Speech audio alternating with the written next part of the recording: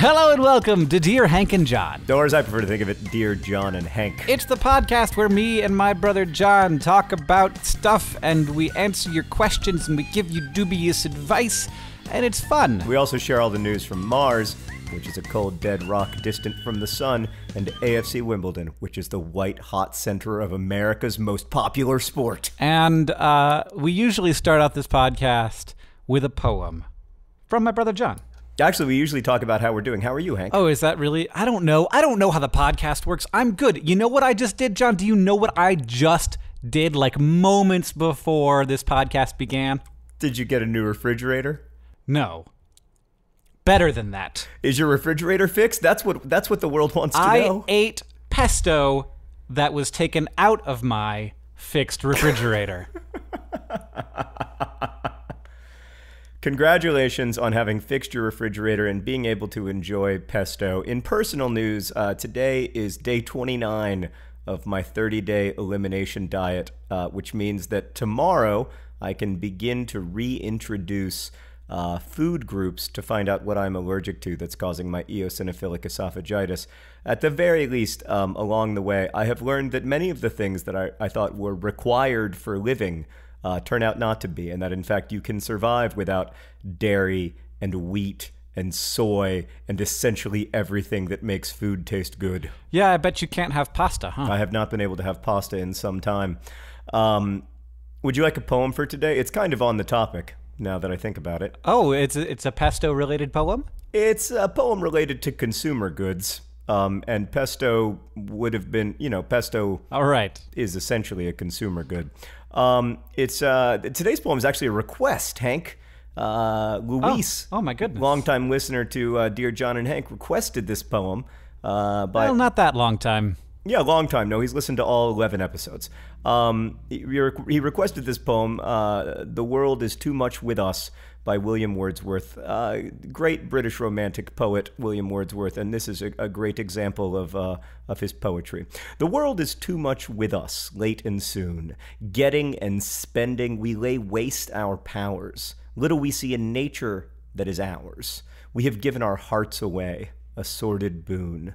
The sea that bears her bosom to the moon, the winds that will be howling at all hours and are upgathered now like sleeping flowers. For this, for everything, we are out of tune. It moves us not. Great God, I'd rather be a pagan suckled in a creed outworn. So might I, standing on this pleasant lea, have glimpses that would make me less forlorn, have sight of Proteus rising from the sea, or hear old Triton blow his wreathed horn. William Wordsworth, expressing concern about our relationship with nature and our obsession with consumer goods way back in like 1808. I guess we have less to concern ourselves with if it's been a concern so long that it must not be a real concern, right? I don't think that's how concerns work, but I do think that Wordsworth would be alarmed by the proliferation of inside culture. But sadly, I have to say that as much as I enjoy a good William Wordsworth poem, inside culture is my favorite kind of culture. John, I have a question for you on the subject of poetry. Sure. Why do poems sound like poems? We don't talk like that in any other situation except when poeming. You know what I mean? There's a way that you talk when you're reading a poem out loud. Not you, but a person. All people talk this way when poems are being read. Yeah. You sort of have to you have to emphasize the syllables more and make the things sound the way that they should. It's kind of like performing a musical piece, except that there's a lot more room for improvisation. Well, I think there's lots of room for improvisation with some music pieces, but I think you've hit upon precisely what it is, which is that poetry is rhythmic. Poetry is musical, and so not all poetry, but lots of it is. And so I try to reflect when I'm reading, what I think the meter of the poem is, and the most common meter in English is iambic, right, where it's da-doot, da-doot, da-doot, da-doot, da-doot. That's iambic pentameter. The world is too much with us late and soon. That's the first line of that Wordsworth poem. And I don't know exactly why we use iambic pentameter in English poetry, except that it sounds good. That do-do, do-do, do-do, do-do, do-do. Something about it just fills our little heads with delight in the same way that, I think certain kinds of music do. So that's my theory about it. But when I'm reading a poetry that isn't in iambic pentameter, like if I'm reading, a little bit of Walt Whitman's Song of Myself, for instance, I would go in a totally different direction. Like let me give you the first stanza of Song of Myself, okay? I celebrate myself and sing myself, and what I assume you shall assume, for every atom belonging to me as good belongs to you. So I feel like that's a very different poetry reading voice than you have when you're reading, some old Wordsworth. No? I disagree. It sounds the same to me. It sounds in the same way that it sounds different from normal human speech. It sounds the same. Well, I think it's supposed to be elevated. I think it's supposed to be elevated human speech. Yeah, and it's just, it has like... Yeah, it has, and I think the question is, could you read that in a way that doesn't sound like reading a poem, or is it the poem itself that sounds like a poem? I think a lot of poetry, does want to sound like heightened language. I think some doesn't. Like Frank O'Hare is having a Coke with you. That poem. Right. No, but I can feel it already. You're just trying to get me to avoid reading you some Frank O'Hara, and I don't blame you. What about some light verse like Dorothy Parker? Like her poems, they still sound like right. They still, Dorothy Parker poems still sound like poetry, but they're making fun of the way that poetry sounds, if that makes sense. So I think sometimes there's self-consciousness about it. Well, what if you just take Song of Myself and you just say it like words? Like, I celebrate myself and I sing myself, and what I assume you shall assume, for every atom belonging to me as good belongs to you. Nope, you still sound like you're reading poetry to me. I don't think there's any way to avoid it, because the language is precise and the language is chosen and it has a rhythm to it, right? I mean, you could sort of like tap out good poems, and like I don't think that's a bad thing. I think that's a great thing. Like you can tap out any great sentence in literature, right? Like the first sentence of Great Gatsby in my young. Is there maybe a better reading of Song of Myself, of most poems, that isn't the way that we read them, because we sort of get caught up in the way of reading poems that sounds like poem reading? No, because I think you have to acknowledge the heightenedness of the language and the specificity but of the you just language. said like but I think your underlying concern is maybe that people, when they're reading poetry, get too obsessed with line breaks, and I think that's absolutely true. Like you should try, insofar as possible, to read a poem, I think anyway, as if you were reading, like, as if you were reading aloud. And the line breaks are only there to give you like the briefest of an I pause rather than the pause of like a comma or something. But I don't know. I'm not an expert in poetry, Hank. I am just a guy who read you a great Wordsworth poem that you should have enjoyed more than you did. I did. No, here's the thing that's happening, I think, with Dear Hank and John and my being forced to listen to a poem every week, is that I'm starting to think more about poetry and about what it is about poetry that sort of rubs me the wrong way. And now, and like there are lots of poems that I enjoy. Like more modern stuff is always more enjoyable to me, I think, because it's made for, like me and people who are alive right now. And so it requires a little less there's a bit lower of a barrier to entry. Like I like Watsky's poetry, for example. But I think that a lot of it is the pretension and the way that we perform poetry sort of does elevate it in a way where I'm just like, oh, I can't, it's like people talking about how the notes of raspberry and twists of lemon in a glass of wine, when I'm like, you know what this tastes like is freaking grapes. It's grape flavored alcohol. Let's get over it. But I think I think you're maybe not giving enough credit to like the validity of other people's passions and interests. So as a counterexample, I would say that like a lot of people find the language of science or the language of mathematics to be very off-putting and to be very alienating. However, that language exists for the purpose of specificity and for the purpose of accuracy. And so if someone's trying to, accurately map something from inside of human experience or accurately map a relationship between, contemporary human consciousness and the natural world, you need specific language to do that. And so I don't, just as I think that there's nothing inherently wrong with someone saying that certain wine tastes better than others, or trying to find out what it is about that wine that tastes better than others, I don't think there's anything inherently wrong with the sort of heightened language of poetry. But I will try next week to find a poem that you will enjoy, that is unpretentious and is read in a way that does not sound like poetry. Deal? Deal. And I don't want you to think that I'm criticizing you, and I don't want poetry to think that I'm criticizing it. I just in the same way that when I'm talking about science, I like to do it in a way that will be interesting to the maximum number of people and lower those barriers to entry and make it less alienating. I think that there's ways to do that with poetry, and that people who are into poetry that's why I picked should think a about very that. accessible Wordsworth poem instead of one of the more difficult ones. Sorry about that.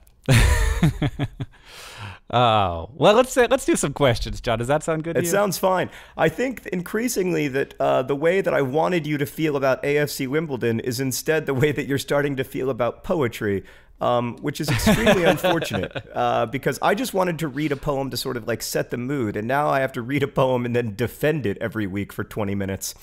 Our first question comes from Zara, or possibly Zara, who writes, "Dear John and Hank, can you find some way to prove that my life is not a big crazy experiment and that all the people I interact with are nothing but actors and everywhere around me is one big artificial movie set and that the real world is completely different to the one I think I am living in now, period?" Which is not really a question because it ends with a period, but I appreciate the sentiment.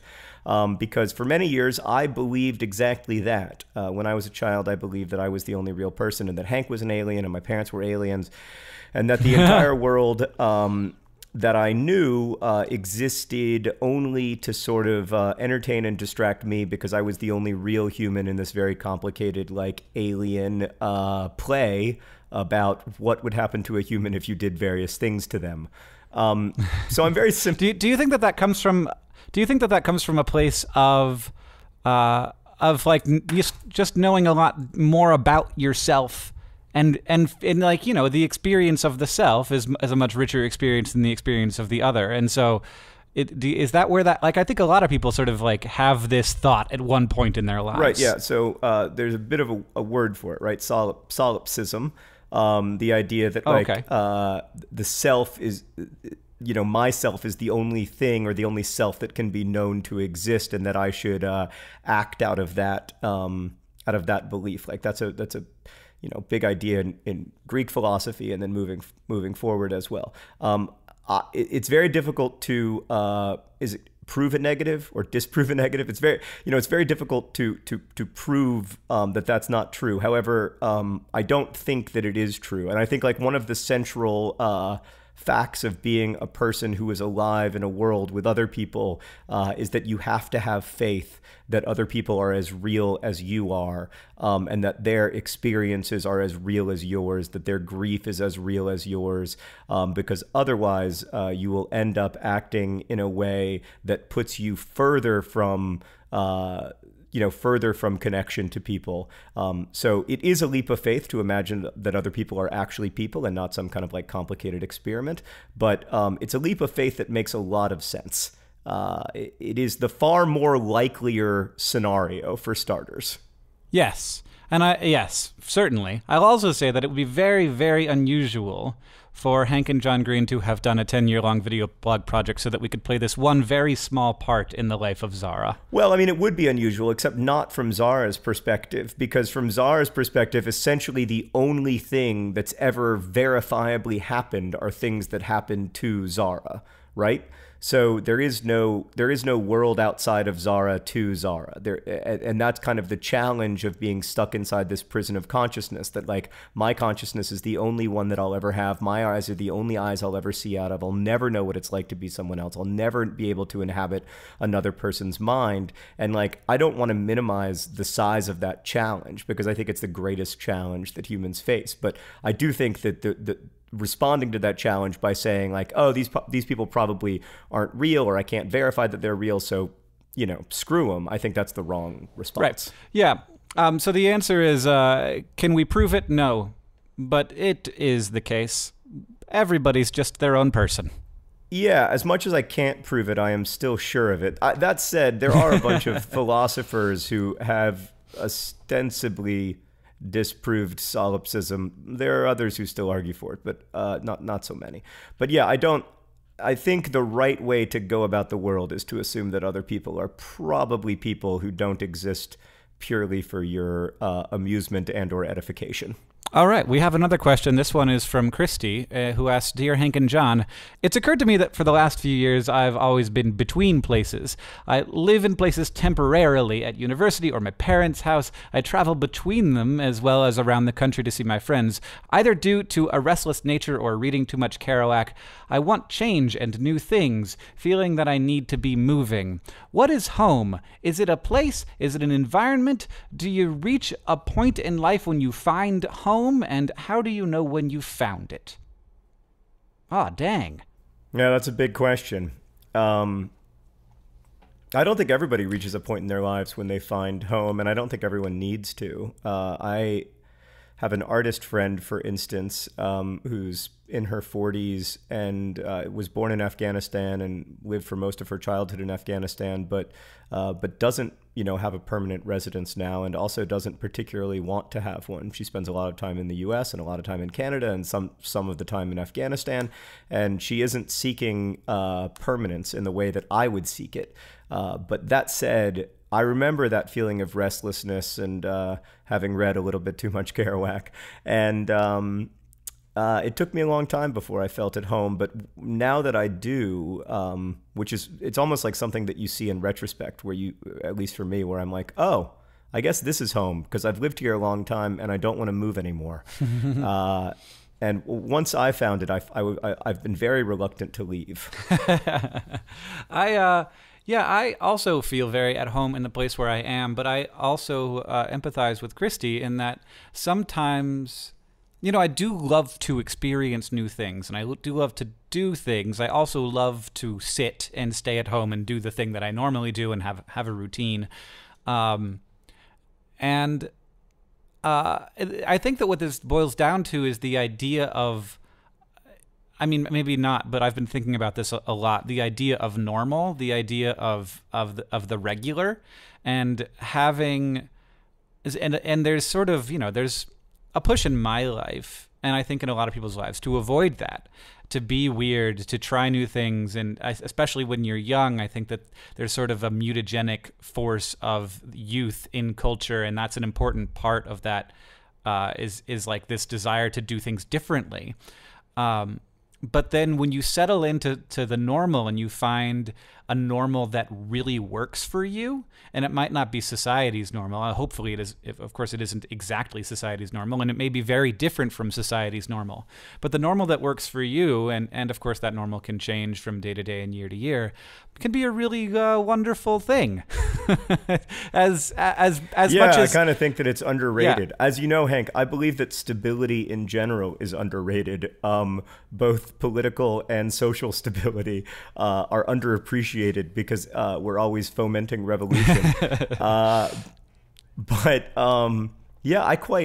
quite like normal, but there is a wonderful friction to life before you settle into a normal, where lots of good and interesting things can happen. But I also found that time of my life to be very stressful. Yes. Like there was this constant deep down gnawing fear of not having a safety net, of not knowing who my people were, for lack of a better term, not knowing who I could count on day to day, and not having a great understanding some days of what my bed was even going to look like. I've had the same bed for 12 years. That to me is the definition of home. Home is that bed that I've had for 12 years that has, Sarah-shaped and John-shaped dents in it. Yeah, my definition of home is comfortable normalcy. As much as my high school self and college self would hate that. I was going to say somewhere 17-year-old Hank is spitting on 36-year-old Hank. Yeah. Our next question is from Megan, who writes, Dear John and Hank, I've been a nerd fighter since 2007. Thank you for sticking with us, Megan. And I am beginning my first job as a middle school English teacher in 2 weeks. I moved from upstate New York to Southern Maryland for this opportunity, and I'm very nervous. That's because you're not in the normal period yet. You're in that terrifying, difficult, but exciting pre-normal period. I want to cultivate a love for reading and writing within my students while also performing to the high standard I've set for myself. How can I balance rigor with my joy in my job? That's a great question. And in general, Hank, do we have any advice for a new middle school teacher? The only thing that I would really say, Megan, is that you are doing God's work with God's people. God's people, of course, being middle school students. And that I am deeply and permanently in your debt, as is the entire United States of America, for the hard and good work that you are about to start doing with middle school students. And a special message to the middle school listeners out there. Be nice to your teachers. They're trying hard. And as you can see right there, they are maybe just as scared as you are. Maybe not just as scared, but quite scared. So I think you'll be fine. Yeah. I mean, I just like that you're asking difficult questions like that, like wanting to cultivate appreciation while also wanting to get good stuff out of your pupils. That's exactly the balance that you have to find, and I, having never been a middle school teacher, cannot help you with that. But the fact that you are asking it shows that you care. And that's probably the number one thing. Yeah, I mean, my only other piece of advice to Megan would be to find good mentors, people who are better teaching mentors than John and Hank Green, who know absolutely nothing about teaching. So I'm sure at your school there will be good mentors for you. And, I'm sure once you're there, it'll feel normal. You probably are there by now, by the way, since we're answering your question belatedly. And probably everything is going fantastically. But, find good mentors. That's always my advice to anybody starting out in any career. And I also want to say, like, people enjoy being mentors. That's a lot of times it feels like it's a one-sided thing and you're like asking a great deal of a person. But if you find someone who you really respect and you like the way that they do their work, people will often enjoy sharing that because if they're doing a good job, it's because they love it and they're passionate about it and probably think a whole lot about it and want opportunities to talk about it. Today's episode of Dear Hank and John is brought to you by Enthusiastic Mentors. Enthusiasticmentors.com, a website where you can find a mentor who wants to be a mentor, not some person who feels like they got tricked into it, a real, proper, enthusiastic mentor. Enthusiasticmentors.com, a website built in the future, probably tomorrow, the day after, by Hank Green. Today's episode of Dear Hank and John is brought to you by Reading Too Much Kerouac. Reading Too Much Kerouac, inspiring restlessness and change in generations of students and humans before they realize that really there's a lot of pleasantness about just sitting around and watching Netflix with people you love. Today's episode of Dear Hank and John is brought to you by Poetry Written After 1980. Poetry written after 1980, the only kind of poetry that Hank thinks is for him. Today's episode of Dear Hank and John is brought to you by The Truman Show and The Matrix, which have reinforced this idea of solipsism. Apparently is a word that is really old. Did I just teach you a word? Yes, I know. I did not know that word. I'd heard that word. I did not know what it meant. Wow. And everybody thinks that these ideas are so new, but they aren't. All right, we got another question. This question is from Blake, who writes, Dear Hank and John, I'm a transgender man, which in my case means my parents had one son and one daughter, but now two sons. This also means that my brother now has a brother. My dad and brother, not my mom, have been very supportive of my transition and refer to me as their son and brother. My question is, how do I brother son? I feel like there is a set of skills or a way of being that I don't understand. It isn't necessarily about gender roles. I'm not concerned with that. I won't be able to bond over similar interests or anything. But being a brother and son still feels different. I am in my early 20s and my brother is in his late teens. What does being a brother mean to you, and is it in any way defined by gender or sex? How do I operate as a brother and son, both in public and in private? That's a big question. It sounds to me like you already are a brother and a son, Blake. So you're probably doing it right. Merely by doing it. Yeah. I always encourage people to like reach out to other people in the trans community and other people who've had similar experiences, who you can find via social networks or in real life, in meetings. And but I think my experience as a brother is that being a brother or being a son means trying to be a good person in a relationship, which is not that gendered. No, I don't think. Yeah. I don't know though. I've never been a daughter or a sister. But I would say that like there's probably as many ways to be brothers and sons as there are brothers and sons, and everybody does it differently. But the thing that they have in common is appreciation and love and respect for the rest of their family and compassion, like that stuff. And so in a lot of ways, I think that you have become a brother and son just by being like, just as everyone else has.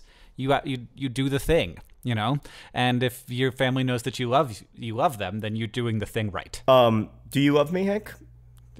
Come on. All right, we got a question from Julie, who writes, "Dear John and Hank, I was raised in a cult where we couldn't read outside books." I don't know what outside books are. Yeah, I do. But that sounds like the vast majority of books. Yes, correct. I always loved to read, but was only allowed a very limited amount of material. I left the church a couple of years ago, and I constantly hear people talking about all the books they were required to read in high school, and I wish I could have had a high school reading list. Instead, I was attempting to teach homeschool to my younger siblings, which was a disaster. My question is, what books would be good to read in order to better fit into this new world I have discovered outside the confines of the one I was raised in? That is a fascinating question, Julie. Yeah. The first short story I ever wrote, Hank, was about a kid. I was in the first serious short story I wrote when I was in high school was about a kid who'd only been allowed to read the Bible and had been homeschooled, and all of the language that he had was the language of the King James Bible. That was the language that had been spoken to him, and then he found himself, in a world where the King James Bible and quotes from the King James Bible and stories from the King James Bible were not the only quotes and stories and language that were used, and it was quite overwhelming to him. It wasn't a bad idea for a story. The execution was, of course, just epically terrible. But yeah, I mean, I think it's tremendously challenging to try to live in a world where the sort of common cultural references are very different from the common cultural references of your own experience or of your own childhood. Yeah. At the same time, like I wouldn't necessarily be searching for the books that are going to help you associate with other people and understand their references. You might just be looking for the books that you're going to enjoy the most. So what I would do is just pick a bunch of classics of a bunch of genres and find the things that you might be into. Right. And, yeah. And when I say classics, I mean from like today. The Fault in Our Stars being an important I would say classic that you should read. You want to start with a book like The Fault in Our Stars that's kind of a contemporary classic, and then but you want to read more broadly. So you also want to include, for instance, like a great boarding school novel like Looking for Alaska, or a good sort of like comic road trip novel like An Abundance of Catherines. Really, between the Bible and the works of John Green, you should be pretty well set. Yeah. Yeah, I mean, I think that you can't try to read in a systematic way to like catch up or to be able to like converse at cocktail parties, because everybody's read different stuff, and that's good. And it's good to be able to talk about books that other people haven't read and maybe get them excited about them. I think it's good to have different kinds of reading experiences. I will tell you the 5 books that I read in high school for school that mattered the most to me, and then Hank will do the same thing. Number 1 for me, Song of Solomon by Toni Morrison, completely changed my life. Number 2, Their Eyes Were Watching God by Zora Neale Hurston. Number 3, Slaughterhouse-Five by Kurt Vonnegut. Number 4, The Catcher in the Rye by J.D. Salinger. And number 5, Angels in America by Tony Kushner. Those are my 5 books that I read in high school English classes that had the biggest impact on me. I feel bad about excluding Whitman and the entire American canon and Shakespeare and Wordsworth and Theodore Dreiser and whoever else, but those are the 5 that really mattered to me that I read in English class. John, do you want to know a secret that I don't know if I've ever told anybody? Yes. I didn't read any books in my high school English classes. Are you serious? None? I don't think I finished any book. Wow. Really? Yeah.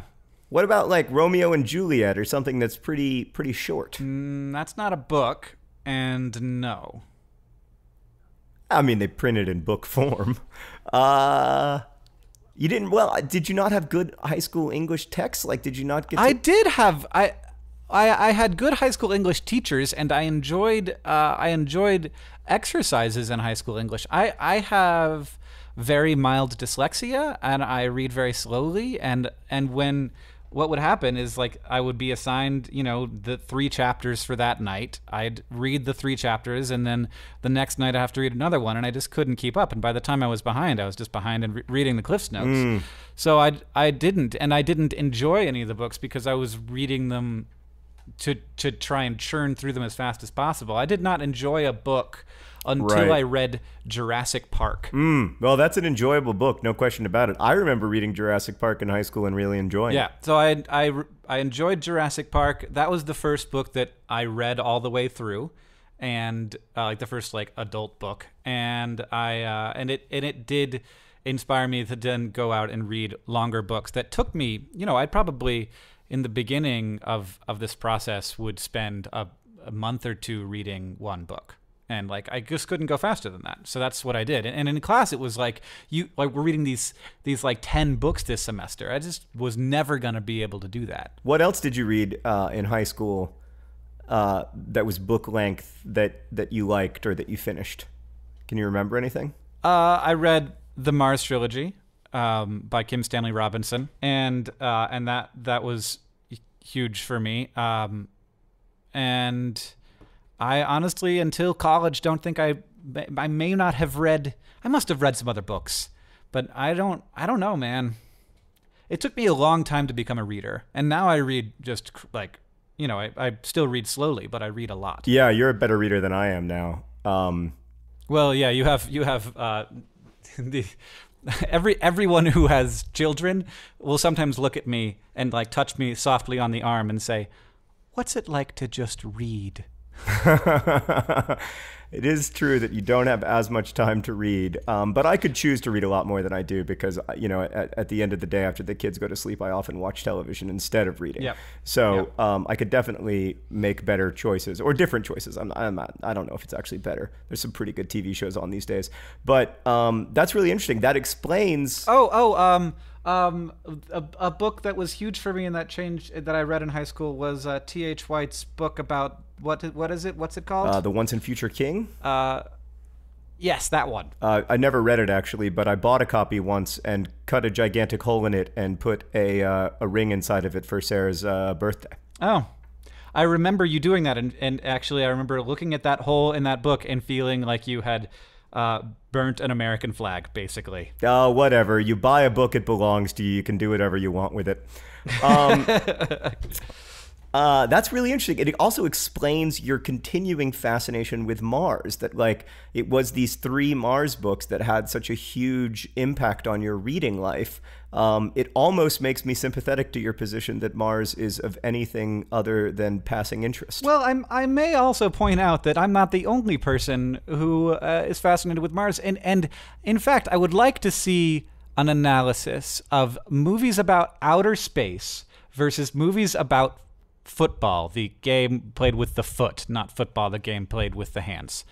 And see which there are more movies about. I bet there's more movies about space, Well, John. I'm sure that there are more movies about outer space because it's inherently far more dramatic. Special effects budgets are higher. People like to go to the theater to see stuff blow up. Almost never do things blow up in soccer matches. Only when something goes very wrong with a flare in the stands. All right, we got another question. This one is from Aaron, who asks, Dear Hank and John, if you could add any one mandatory course to the high school curriculum in the United States, what subject would you focus on? I love this question. Great question. Hank, let's answer together.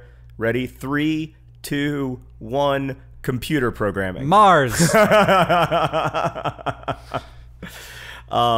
I do feel like not enough American high school students are educated in the field of fourth-tier English soccer, which is one of the reasons that AFC Wimbledon doesn't have as large a following here as I would like. But I think that Mars and AFC Wimbledon should be off the list for future courses. I really think computer programming. I think understanding the basics of how computers work and how we get them to do stuff with and for us is extremely important to contemporary life.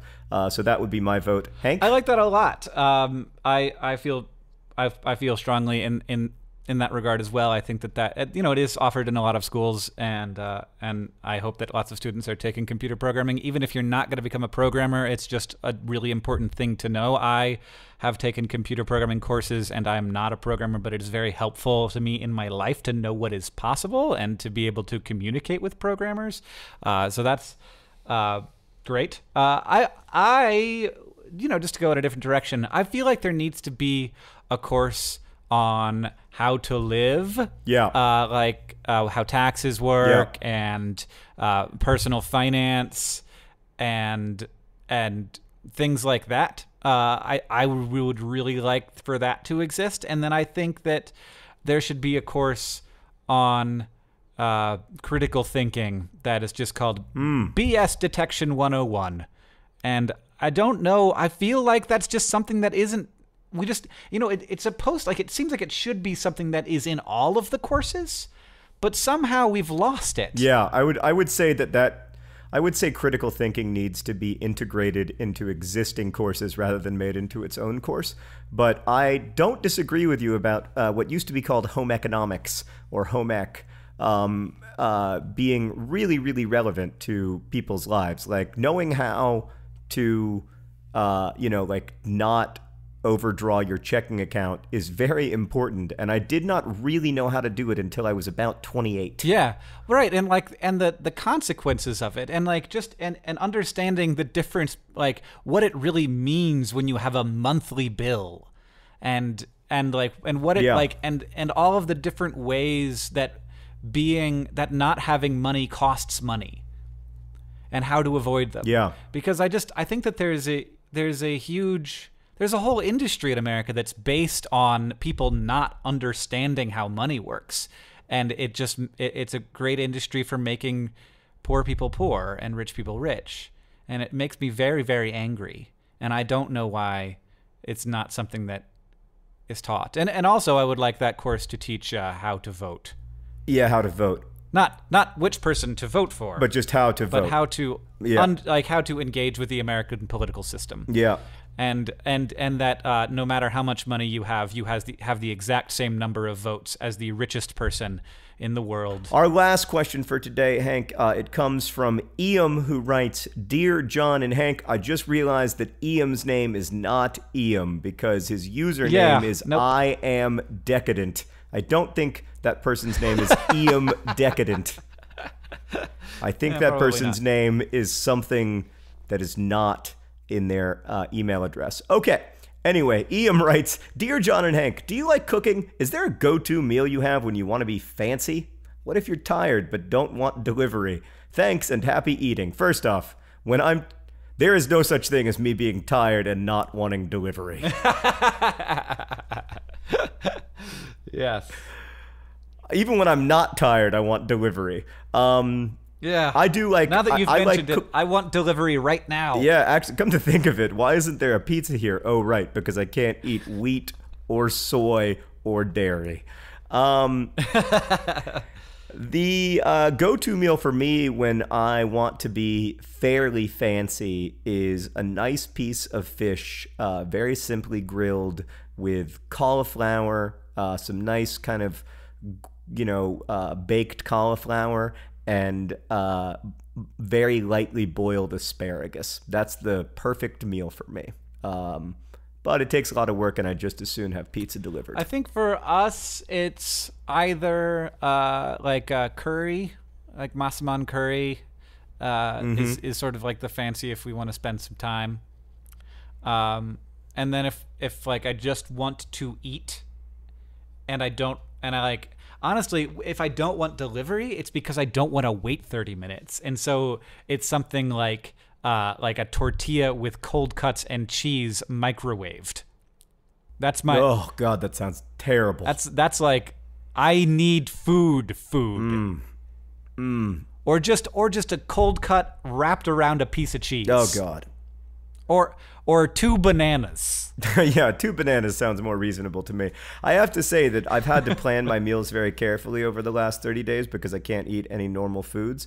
And that's been really helpful to me to know every morning what I'm going to eat that day, to know what breakfast, lunch, and dinner are going to look like, and to know when I'm going to prepare them, because I don't find myself in that situation where I'm super hungry and have no idea what to eat and then have to like ransack the pantry in search of something to provide me with calories, because every morning I'm like, oh, this morning I will have spinach, and then later today I will have chicken and asparagus, and then in the evening I'm going to have salmon stir fry or whatever. Oh God, it's been a long month. Hey, can we move on to the news from Mars and AFC Wimbledon? Let's do that. Do you want to know the news? Do you want to know the news? Do you want to know the AFC Wimbledon news? Okay, tell me the AFC Wimbledon news. Do you want to know? We won a home game. We did it. Oh, good. Oh, that's very nice. We beat Exeter City at home.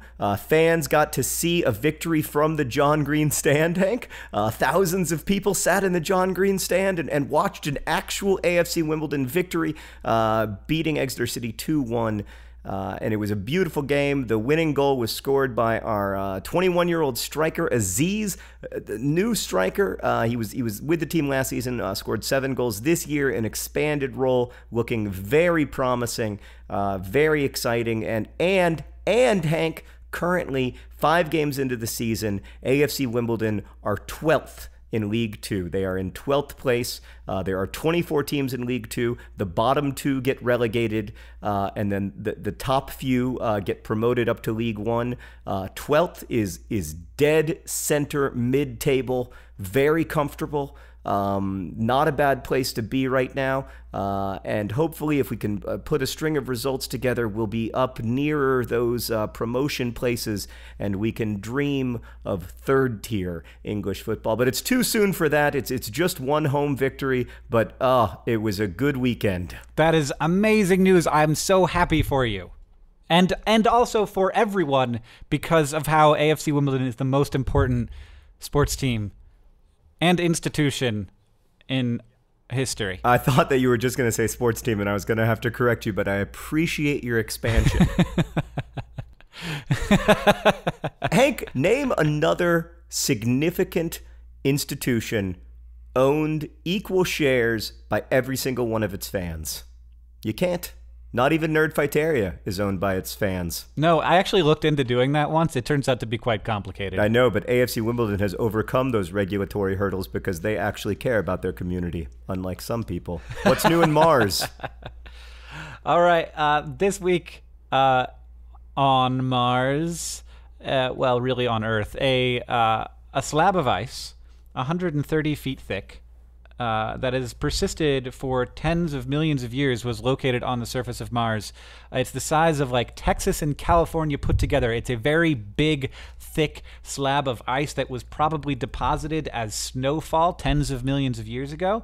And it is very odd that it has persisted for so long. We don't understand why and how it has happened. And it is, we knew that there was ice on the surface of Mars. There's ice all over the place, but there were mostly, we were just thinking that there were these big, thick slabs at the poles, and that all of the water around the rest of the planet would have evaporated into the atmosphere. But it looks like that a lot has persisted all around the planet, and it's sort of leading us to understand that Mars has had a much more variable and peculiar climatic history than we expected. And also, it's pretty cool that there is so much dang water on this planet. So there's a lot of water on Mars right now. Yeah. Tons. And Mars has had a more variable climate than we previously believed. Yeah. Were there dinosaurs on Mars? No.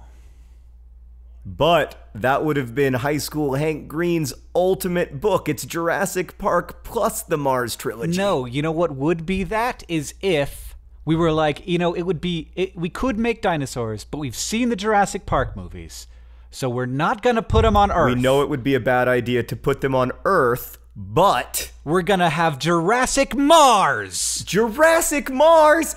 Oh my God. Hank, we have a bona fide hit on our hands. Somebody call Steven Spielberg Jurassic Mars.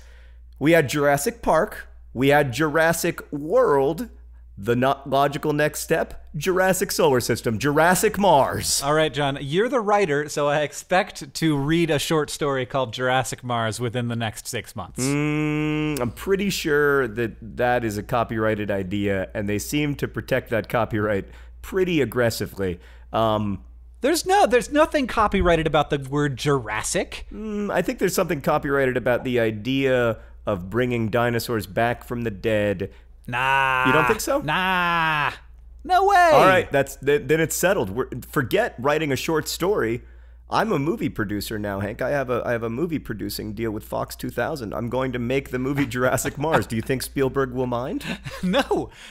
Especially if it's really, really surrealist and crazy, just stupid. Did you see Jurassic World? No.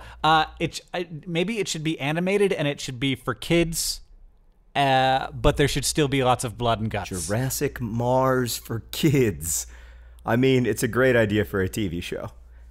Dinosaurs on Mars is a fantastic idea for any format. I cannot think of a format where dinosaurs on Mars wouldn't work. See, Hank, when you tell me the news from Mars, I try to use that to make your relationship with Mars even deeper and better. And when I tell you the news from AFC Wimbledon, you dismiss it. And that is the fundamental difference between us. I did everything I could to be supportive this time. Thoughtful, engaged sibling who is truly a collaborator, and you are an underminer. You are trying to undermine my passion and the world's greatest institution owned by its supporters. I did everything I could. I will try to be better in the future. Oh, Hank, what did we learn today other than Jurassic Mars? What do you think that we could get Kristen Bell to play Veronica Mars, the character, and solve a mystery involving dinosaurs on Mars? You know, there's always one step too far, and you took it.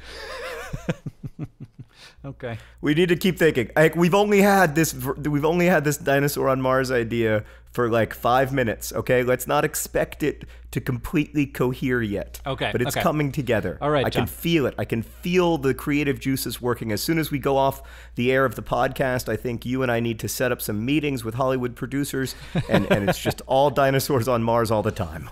All right. Until then, John, what did we learn this time? Well, we learned that William Wordsworth is a good poet, whether Hank likes him or not.